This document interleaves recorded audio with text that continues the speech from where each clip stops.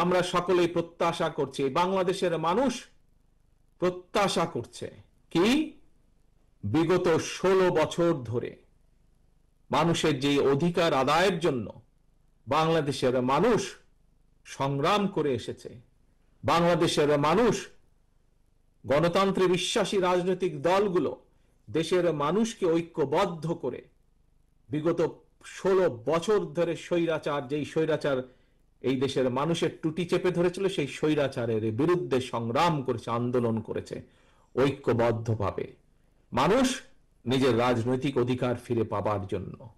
স্বৈরাচার বিদায় হয়েছে, বর্তমানে অন্তর্বর্তীকালীন সরকার দেশ পরিচালনা করছে। অন্তর্বর্তীকালীন সরকার কিছু সংস্কারের প্রস্তাবনা দিয়েছে। অন্তর্বর্তীকালীন যেই সংস্কারগুলোর প্রস্তাব দিয়েছে, এই প্রস্তাবগুলো প্রায় 90%, 95% প্রস্তাবনা বিএনপি আরো 2.5 বছর আগে দেশের সামনে, দেশের মানুষের সামনে উপস্থাপন করেছে। হ্যাঁ, বাংলাদেশের বিভিন্ন রাজনৈতিক দল বিভিন্ন বিষয়ে মতামত উপস্থাপন করেছে, বিএনপি তার মতামত দিয়েছে।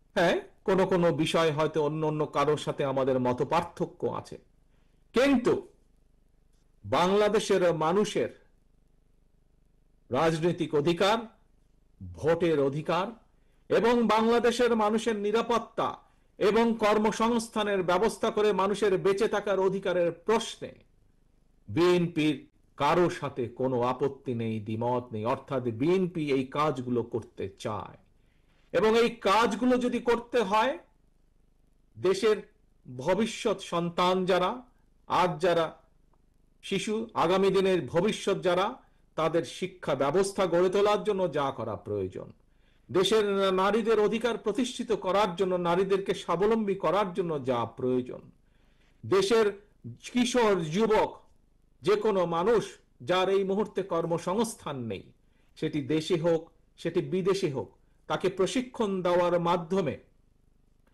তাকে স্কিল একজন শ্রমিক হিসেবে গড়ে তুলে তার কর্মসংস্থানের ব্যবস্থা করা, ছোট ছোট উদ্যোক্তা যারা, তাদেরকে সহযোগিতার মাধ্যমে তাদের সেই উদ্যোক্তাকে সফল করা, কৃষকের পাশে গিয়ে দাঁড়ানো, কৃষককে সঠিক সময় তার সার, বীজ, কীটনাশক সরবরাহের প্রস্তুতি গ্রহণ করা, মানুষের চিকিৎসা যেটি মানুষের জন্মগত অধিকার, সেই অধিকার সেই গ্রামের মানুষ থেকে শুরু করে শহরের মানুষ প্রত্যেকে যাতে সেই সুবিধা পায়, এই কাজগুলোকে যদি আমাদের সম্পাদন করতে হয়, তাহলে অবশ্যই জনগণের রায়,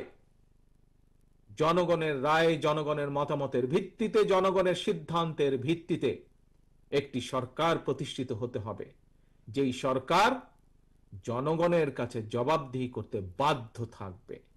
এখন অন্তর্বর্তীকালীন সরকার, প্রিয় ভাই বোনেরা, এখানে উপস্থিত প্রত্যেকটি মানুষের আপনাদের জানা আছে যে আগামী বছর ফেব্রুয়ারির প্রথমার্ধে তারা নির্বাচনের ব্যবস্থা করবে। প্রিয় সহকর্মীবৃন্দরা, একটু আগে আমি একটি কথা বলেছিলাম, এই কাউন্সিলে আজকে 2 পদে 6 জন প্রার্থী আছে। আপনারা হয়তো বিভিন্ন জনকে আপনারা মতামত দিবেন আপনাদের বিবেচনা অনুযায়ী, কিন্তু দেখুন প্রত্যেকটা মানুষ ঐক্যবদ্ধভাবে, সুন্দরভাবে, ডিসিপ্লিন ভাবে আজ বসে আছেন।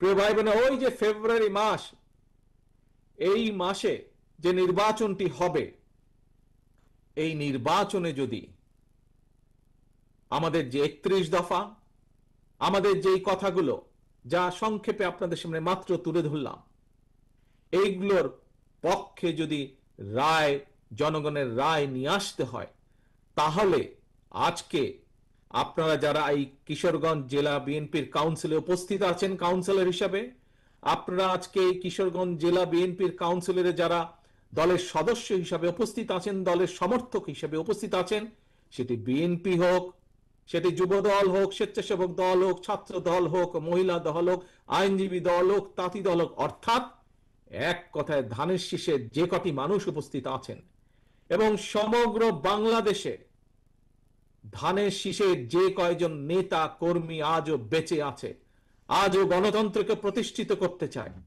আমাদের সামনে একটি লক্ষ্য থাকতে হবে। কি সেটি? সেটি হচ্ছে যে কোনো মূল্যে আমাদেরকে ঐক্যবদ্ধ থাকতে হবে, এর কোনো বিকল্প নেই। আমাদেরকে থাকতে হবে ঐক্যবদ্ধ। আমি বুঝি নির্মাণের শিল্প, সালাম স্টিল বোঝে ডিউরেবিলিটি। সালাম স্টিল, মোস্ট ডিউরেবল স্টিল। প্রিয় ভাই বোনেরা, বিশেষ করে এখানে যারা নেতৃবৃন্দ উপস্থিত আছেন, আপনাদের নিশ্চয়ই অনেকের মনে আছে স্বৈরাচার পালিয়ে যাওয়ার কয়েকদিন পরে আমি জেলা থানা সহ বিভিন্ন নেতৃবৃন্দের সাথে ভাগে ভাগে বসেছিলাম। আপনাদের অনেকেই সেদিন সেই মিটিং এ উপস্থিত ছিলেন। সেই মিটিং এ আমি একটি কথা বলেছিলাম যে স্বৈরাচার তো বিদায় হয়ে গিয়েছে, পালিয়ে গিয়েছে, কিন্তু অদৃশ্য শক্তি কিন্তু ধীরে ধীরে মাথা চাড়া দিয়ে উঠছে। মনে আছে আপনাদের এই কথাটি আমি বিভিন্ন সময় বলেছি। আজকে থেকে প্রায় 1 বছর আগে আপনারা বহু মানুষ সেদিন সেখানে উপস্থিত ছিলেন। প্রিয় সহকর্মী বৃন্দ, ধানের শীষের প্রতিটি কর্মী, সমর্থক, ভোটার বৃন্দ, আজ আমার 1 বছর আগের কথা কিন্তু ধীরে ধীরে দৃশ্যমান হতে শুরু করেছে। আজকে যদি দেশের স্বার্থের কথা আমরা বিবেচনা করি, দেশের মানুষের অধিকারকে, সেটি রাজনৈতিক অধিকার, দেশের মানুষের অর্থনৈতিক অধিকার যদি প্রতিষ্ঠিত করতে হয়, যা শহীদ রাষ্ট্রপতি জিয়াউর রহমান উন্নয়ন উৎপাদনের রাজনীতি শুরু করে গিয়েছিলেন, যে রাজনীতি দেশনেত্রী খালেদা জিয়া যে ভবিষ্যৎ প্রজন্মের জন্য নারী শিক্ষা সহ গণতন্ত্রের যে অগ্রযাত্রা শুরু করে গিয়েছিলেন, সেই অগ্রযাত্রাকে, উন্নয়ন এবং শিক্ষা এবং গণতন্ত্রের অগ্রযাত্রাকে যদি ধরে রাখতে হয়, যদি সামনের দিকে এগিয়ে যেতে হয়, আমাদের আর আজকে বসে থাকার সময় নেই। প্রিয় সহকর্মীবৃন্দ, বিএনপির প্রতিটা নেতা কর্মীকে আজ যে কোনো মূল্যে, আমি জানি বিশাল দল, আমাদের বিশাল দল, স্বৈরাচারের আমলে প্রায় 50 লক্ষেরও বেশি নেতাকর্মীর নামে মিথ্যে মামলায় ছিল আমাদের দলের। এত অনেক পৃথিবীর অনেক দেশ আছে যেই দেশের টোটাল জনসংখ্যাও এর থেকে কম, এত সংখ্যক নেতাকর্মী আমাদের। থাকতেই পারে বিভিন্ন নেতাকর্মীর বিভিন্ন মতামত, থাকাটাই স্বাভাবিক, কিন্তু দলের যখন একটি সিদ্ধান্ত গৃহীত হয়ে যাবে, আমাদের কাজ হচ্ছে দলের সিদ্ধান্তের পিছে এসে দাঁড়ানো। কারণ আপনারা কি কারো ব্যক্তি কর্মী, নাকি আপনারা ধানের শীষের কর্মী? বলুন তো আমাকে, কার কর্মী আপনারা? আপনারা কার কর্মী? কোন ব্যক্তির নাকি ধানের শীষ? ধানের শীষের কর্মী আপনারা, জাতীয়তাবাদী